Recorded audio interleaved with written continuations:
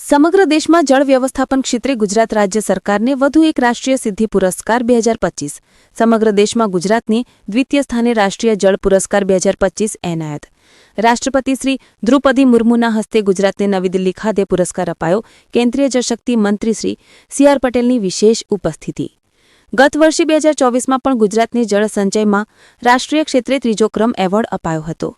જળ વ્યવસ્થાપનના ક્ષેત્રે ગુજરાત સરકારે વધુ એક રાષ્ટ્રીય સિદ્ધિ હાંસિલ કરી છે કેન્દ્ર સરકારના જળશક્તિ મંત્રાલય દ્વારા જાહેર કરાયેલા રાષ્ટ્રીય જળ પુરસ્કાર 2025માં ગુજરાતને દ્વિતીય સ્થાન પ્રાપ્ત કર્યું છે